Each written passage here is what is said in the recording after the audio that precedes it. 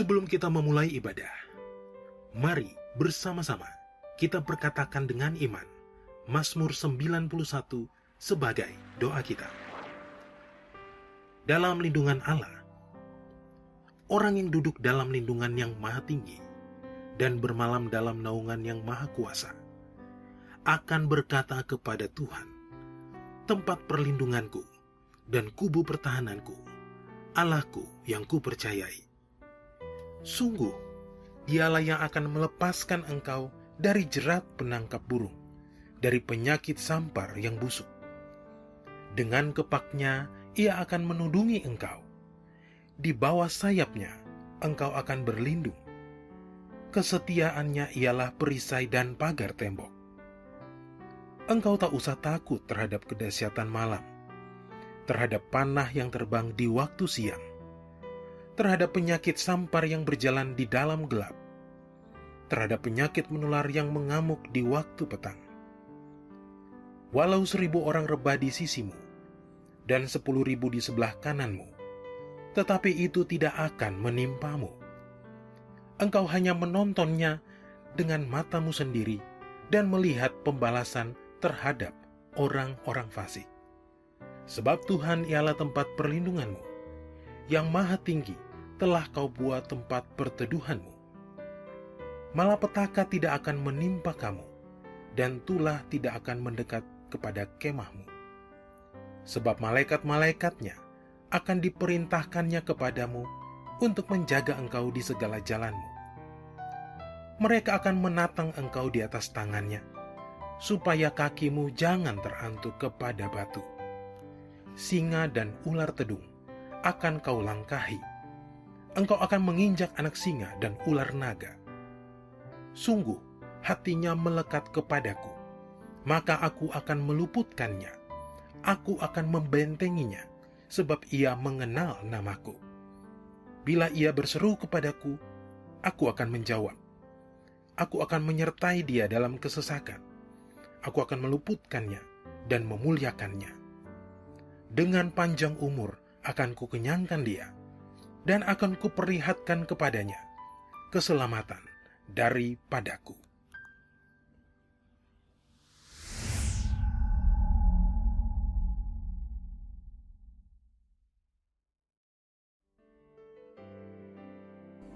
Mari, secara bersama-sama kita deklarasikan Pentakosta ketiga. Pentakosta ketiga adalah pencurahan Roh Kudus yang dahsyat di zaman now, melebihi yang terjadi di Azusa Street. Pentakosta ketiga akan mengakibatkan penuaian jiwa yang terbesar dan terakhir sebelum Tuhan Yesus datang kembali. Pentakosta ketiga akan membangkitkan generasi Yeremia, yaitu anak-anak muda yang dipenuhi oleh Roh Kudus, cinta mati-matian kepada Tuhan Yesus, tidak kompromi terhadap dosa dan akan bergerak untuk memenangkan jiwa. Pentakosta ketiga lahir di Indonesia yang bergerak ke bangsa-bangsa. Gerakan ini dari timur ke barat dan akan kembali ke Yerusalem. Pentakosta ketiga akan memberikan kuasa untuk menyelesaikan amanat agung, dan setelah itu Tuhan Yesus datang kembali.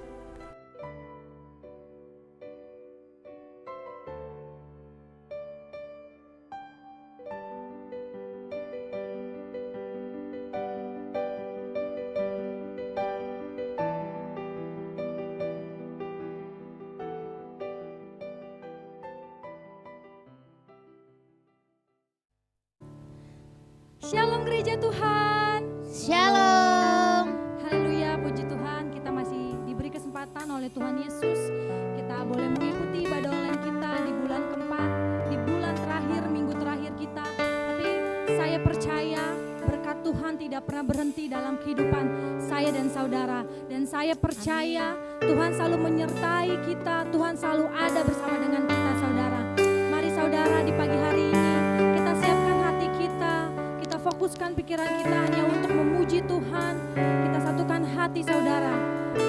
Oh terima kasih Tuhan Yesus, kami bersyukur Bapa, di pagi hari ini kami bisa berkumpul bersama saudara-saudara kami seiman Tuhan untuk bisa boleh mengikuti ibadah online kami ya Bapa.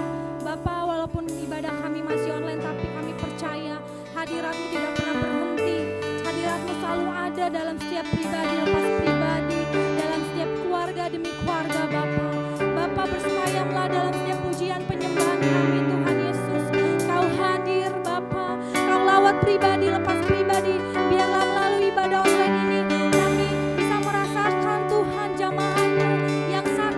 sembuhkan Tuhan.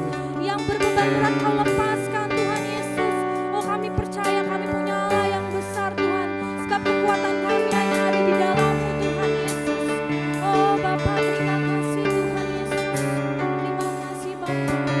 Mari kita nyanyikan pujian ini dengan hati yang tulus saudara.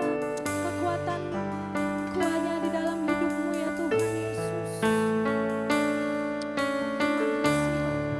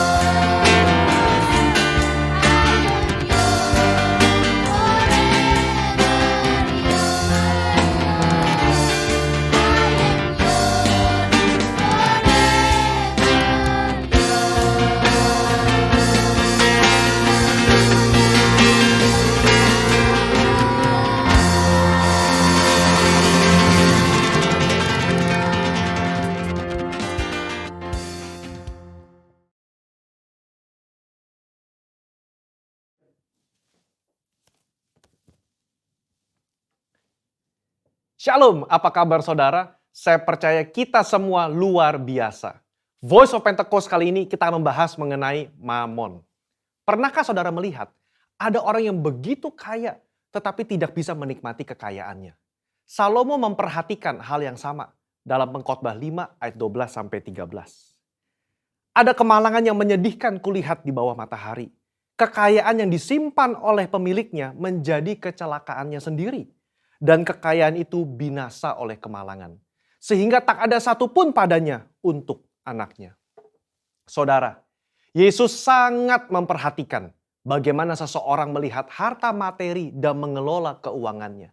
16 dari 38 perumpamaan yang Yesus berikan berbicara mengenai mengelola harta benda dan keuangan. Nah, kita mau melihat salah satu percakapan Yesus dengan seorang pemuda yang kaya mengenai integritas di dalam mengelola harta benda.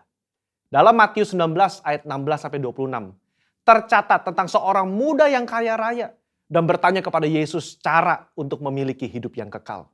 Saya yakin saudara pernah dengar cerita ini. Dari percakapan Yesus dan anak muda ini ada 3 hal yang dapat kita pelajari. Yang pertama, kehidupan kekal hanya ada di dalam Yesus. Pemuda ini datang dan bertanya, apa yang harus kuperbuat untuk memperoleh hidup yang kekal? Hari ini kita percaya bahwa tidak ada satu perbuatan pun yang dapat membayar jalan menuju ke surga selain percaya kepada Yesus. Kehidupan kekal diberikan kepada mereka yang percaya kepada Tuhan dan itu diterima karena kasih karunia melalui iman. Kenapa Yesus tidak berkata seperti itu kepada anak muda ini? Karena pada saat itu pengetahuan dan pemahaman orang-orang mengenai keselamatan belum dibukakan. Yesus belum mati di atas kayu salib. Dalam kasus ini, Yesus mengubah fokus anak muda ini dari melakukan apa yang baik kepada siapa yang baik. Bapa itu sendiri. Karena keselamatan ada dalam pribadi, bukan dalam perbuatan.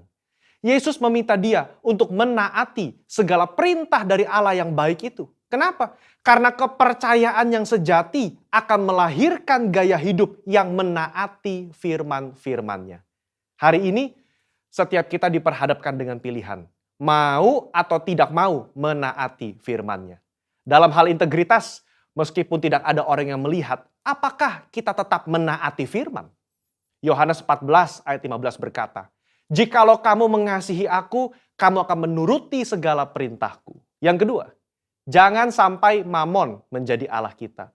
Pemuda yang kaya ini dengan yakin berkata bahwa ia telah menaati seluruh hukum Taurat yang diajarkan oleh Musa kepada bangsa Israel. Jangan heran saudara, memang salah satu kebanggaan orang Farisi adalah mereka berusaha sungguh-sungguh menaati hukum ini sesempurna mungkin. Rasul Paulus saja pernah berkata dalam Filipi 3 ayat yang ke-6, tentang kebenaran dalam menaati hukum Taurat, aku tidak bercacat. Kok bisa? Ya, secara eksternal mungkin bisa ditaati sempurna. Tapi dalam hati siapa yang tahu? Di sini, Yesus menaikkan derajat hukum ke standar yang sejati. Hukum tidak hanya mengatur soal perbuatan, tapi menyangkut hati dan pikiran.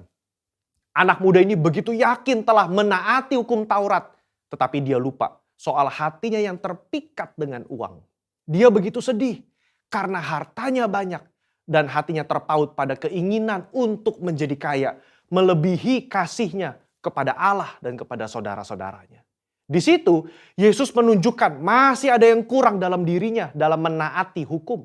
Serta memberitahukan bahwa Allah yang disembah oleh anak muda ini sebetulnya bukan Tuhan, tetapi Mamon. Anak muda ini lebih suka menaati Mamon ketimbang menaati perintah Allah. Disinilah letak integritas hati berada. Kesesuaian pikiran dan hati terhadap firman Tuhan. Poin yang ketiga. Kita harus selalu mengecek motivasi hati kita. Matius mencatat, ketika orang muda itu mendengar perkataan itu, pergilah ia dengan sedih sebab banyak hartanya. Kenapa dia sedih? Karena Yesus menunjukkan dengan jelas apa yang menjadi fokus utama dalam hidupnya, yaitu uang. Kedua, dia sedih karena meskipun sudah tahu akar masalahnya, dia tidak rela menukar harta duniawinya dengan harta di surga. Kehidupan kekal itu sendiri. Saudara, Allah begitu mengasihi saudara dan saya. Dia tidak rela kita tertipu dengan kenikmatan duniawi yang bersifat sementara. Padahal di surga nanti, kebahagiaan yang dia siapkan itu kekal adanya. Mungkin kita berpikir, biarlah di dunia hati saya fokus mencari uang dan uang dan uang. Nanti begitu di ujung kehidupan, baru saya berpikir soal surga dan Yesus. Tidak ada yang tahu kapan ajal menjemput atau kapan Tuhan datang menjemput kita. Yesus sudah berkata dalam Matius 6 ayat 24, tidak seorang pun dapat mengabdi kepada dua tuan. Kamu tidak dapat mengabdi kepada Allah dan kepada Mamon. Ini berbicara soal integritas hati kita di hadapan Tuhan. Orang yang terus-menerus berfokus kepada uang atau mamon akan kesulitan menempatkan Tuhan sebagai prioritas pertama dalam hidupnya. Percayalah, kita yang mencari dahulu kerajaan Allah dan kebenarannya, Tuhan akan cukupkan kebutuhan kita di dunia ini. Allah adalah Bapa yang baik, yang suka memberi berkat kepada anak-anaknya. Mari kita belajar mengucap syukur dan menerima berkat yang Tuhan berikan dengan rasa cukup. Saya tutup dengan kata-kata bijaksana dari Raja Salomo. Siapa mencintai uang tidak akan puas dengan uang. Siapa mencintai kekayaan tidak akan puas dengan penghasilannya. Saya berdoa, kita semua mengucap syukur atas berkat yang Tuhan beri dalam hidup ini. Dan biarlah hidup kita terus menjadi berkat bagi orang lain. Mari berlomba-lomba mengumpulkan harta di surga, bukan di dunia ini. Saudara, untuk penjelasan lebih lengkap dari tim teologi kami, jangan lupa buka link yang ada di atas atau scan QR Code yang tersedia. Salam integritas, Tuhan Yesus memberkati.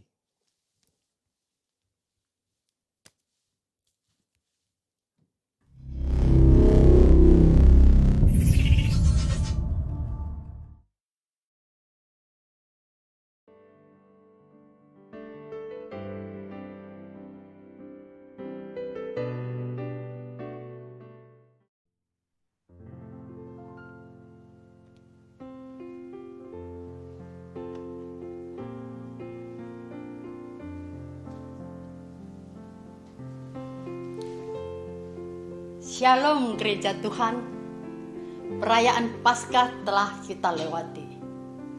Tuhan Yesus telah naik ke surga 2000 tahun yang lalu. Sebagai umat yang mengasihi Dia, layaklah kita melakukan kehendaknya.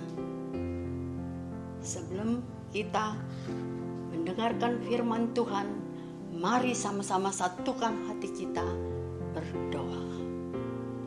Terima kasih Bapa atas perbuatan-Mu yang ajaib di dalam hidup kami. Biarlah Bapa kami melakukan segala apa yang Kau kehendaki di dalam hidup kami Tuhan. Kami boleh Bapa melayani jiwa-jiwa untuk kemuliaan nama-Mu Tuhan. Mampukan kami Bapa dengan pertolongan Roh Kudus-Mu. Dan kami percaya Tuhan, Engkau akan memberikan yang terbaik bagi kami Tuhan. Hati kami akan menyala-nyala dipenuhi oleh Roh-Mu. Terima kasih Bapa, terpujilah Engkau. Amin. Saudara yang terkasih, ketika Allah Bapa menciptakan manusia seturut gambarnya, Ia menginginkan manusia tidak bercela dan taat. Tetapi oleh karena keinginan daging, maka manusia berdosa dan kehilangan kemuliaannya. Sebab Bapa menginginkan keselamatan bagi setiap jiwa, sehingga Ia mencurahkan Roh Kudus-Nya untuk menolong, membimbing, dan menghibur bagi setiap jiwa yang haus dan lapar akan firman-Nya. Bapa tetap mengasihi dan mengampuni umat-Nya. Di dalam kitab Perjanjian Lama, Bapa mendengarkan suaranya kepada para nabi dan orang-orang yang terpilih untuk menyatakan kehendak agar manusia tidak tersesat. Tetapi kaum Israel tetap tegar tengkuk dan lebih mempercayai Baal, berhala-berhala ciptaan tangan manusia sendiri. Oleh karena kita manusia sangat berharga baginya, Dia berikan Yesus anaknya yang tunggal sebagai ganti dosa kita. Puji Tuhan, kita adalah orang-orang yang dipilih sebagai umat pilihannya yang sudah mengenal siapa ya Yesus yang adalah Kristus dan Tuhan. Tetapi apakah kita sudah melakukan kehendaknya? Apakah kita sudah menghidupi firman dan Roh Kudus, yaitu Roh Tuhan sendiri di dalam pribadi kita? Roh Kudus telah dicurahkan 2000 tahun yang lalu sampai saat ini dengan percuma. Tinggal kita memintanya dan percaya sungguh-sungguh Ia menyertai kita selamanya, saudaraku. Jika kita mengasihi Yesus, kita harus taat kepada pimpinan Roh Kudus. Saudara-saudara yang terkasih di dalam Yesus Kristus, sebelum Yesus naik ke surga, Dia menyatakan firman-Nya di dalam Matius 28 ayat 19 sampai 20. Karena itu pergilah, jadikanlah semua bangsa muridku, dan baptislah mereka dalam nama Bapa, Anak, dan Roh Kudus. Dan ajarlah mereka melakukan sesuatu yang telah kuperintahkan kepadamu. Dan ketahuilah, aku menyertai kamu senantiasa sampai kepada kesudahannya. Saudara-saudara yang terkasih, apakah perintah itu hanya untuk murid-murid Yesus saat itu saja? Seperti Bapa menyatakan kehendaknya pada zaman para nabi? Jawabnya adalah tidak, saudaraku. Perintah itu adalah bagi kita semua orang yang percaya kepada Yesus adalah Tuhan dan yang menyembahnya dalam roh dan kebenaran. Bapa menghendaki supaya jiwa-jiwa mengalami keselamatan di dalam Yesus. Oleh sebab melalui firman Tuhan yang tadi kita bacakan, mari kita rindukan keselamatan setiap jiwa dengan apa, saudaraku? Melayani Yesus dengan pertolongan Roh Kudus yang akan menyertai kita selamanya, bukan sementara. Dan kita harus dibaptis dengan cara Yesus dibaptis, sebab kita ingin meneladani Yesus. Amin, saudaraku. Di dalam Markus 4 ayat 21, firman Tuhan berkata, lalu Yesus berkata kepada mereka, orang membawa pelita bukan ditempatkan di bawah gantang atau di bawah tempat tidur, melainkan supaya ditaruh di atas kaki dia. Kekasih Tuhan, pelita adalah kebenaran yang sudah dinyatakan Yesus melalui firman dan Roh Kudus.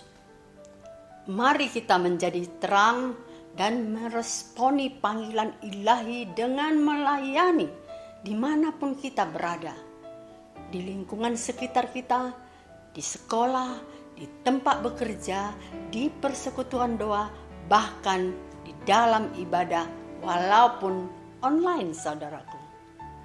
Roh Kudus akan memampukan kita jika kita sungguh-sungguh mengasihi jiwa. Kasih karunia-Nya akan mengalir. Dia akan menyatakan isi hatinya di dalam roh kita. Mari kita baca firman Tuhan di dalam Markus 4 ayat 22 sampai 23. Sebab tidak ada sesuatu yang tersembunyi yang tidak dinyatakan, dan tidak ada sesuatu yang rahasia yang tidak akan tersingkap. Barang siapa mempunyai telinga untuk mendengar, hendaklah ia mendengar. Jangan sia-siakan hidup ini, saudaraku. Hiduplah kudus, melangkah dengan iman, dan dengar-dengaran akan tuntunannya melalui telinga rohani kita.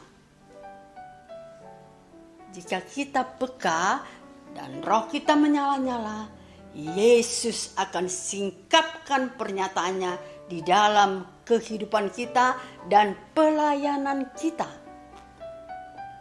Mari kita baca kembali di dalam 1 Korintus 12 ayat 7. Tetapi tiap-tiap orang dikaruniakan pernyataan roh untuk kepentingan bersama. Amin. Dia telah memberikan senjata rohani bagi kita melalui rupa-rupa karunia seperti di ayat 8-11. Yaitu apa, saudaraku? Karunia berkata-kata dengan hikmat, berkata-kata dengan pengetahuan, iman, dan menyembuhkan, mukjizat, bernubuat, membedakan bermacam-macam roh, berkata-kata dengan bahasa roh, dan menafsirkan bahasa roh. Dan Tuhan juga memberikan talenta seperti kita mempunyai suara yang bagus, cakap bermain di dalam musik. Dan di masa pandemi ini, saudara, sekarang ini dibutuhkan untuk mengelola konten-konten di internet, Zoom, YouTube, untuk mempermuliakan namanya dan lain sebagainya. Tuhan telah memberikan kelimpahan kasih karunia tanpa keterkecuali dengan kuasa rohnya. Biarlah setiap kita rindu untuk dipakai membawa jiwa kepada Yesus. Mulailah bergerak bersama rohnya. Jangan simpan harta yang terindah yang Tuhan berikan kepada kita. Mari kita lihat Markus 4 ayat 24-25. Lalu ia berkata lagi, camkanlah apa yang kamu dengar. Ukuran yang kamu pakai untuk mengukur akan diukurkan kepadamu, dan di samping itu akan ditambahkan lagi kepadamu. Karena siapa yang mempunyai, kepadanya akan diberi. Tetapi siapa yang tidak mempunyai, apapun juga yang ada padanya akan diambil daripadanya. Mari saudara-saudaraku, jangan melihat keberadaan kita yang mungkin lemah, merasa tidak pintar, cenderung untuk merasa tidak mampu. Tetapi Yesus melihat hati. Jangan ragu dan bimbang, sebab dikala kita bertindak, Roh Kudus bekerja. Kita hadir bagi jiwa-jiwa yang membutuhkan untuk dipulihkan dan selamatkan. Bahkan jika kita diutus ke suatu tempat, maka pergilah dan belajar taat.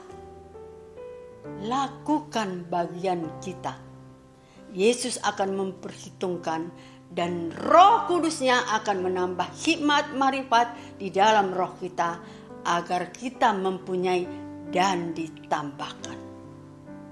Sungguh luar biasa, saudaraku. Jangan membuat diri kita terhilang, sebab apa yang ada pada kita akan diambil jika kita tidak melakukan amanat agung Tuhan Yesus. Hidup kita tidak akan berarti. Untuk itu, lakukanlah tugas panggilan kita yang diberikan olehnya. Tuhan Yesus menyertai. Demikian firman Tuhan. Mari kita bersatu dalam doa. Bapa yang baik, kami telah selesai mendengarkan firman-Mu yang kudus. Biarlah Engkau memampukan kami, Tuhan, untuk melakukan segala apa yang Kau kehendaki. Melayani Bapa. Dengan pertolongan Roh Kudus, kami akan cakap dan mampu, Tuhan. Sebab Engkau Yesus yang senantiasa mengurapi kami. Terima kasih Bapa. Terpujilah Engkau. Amin.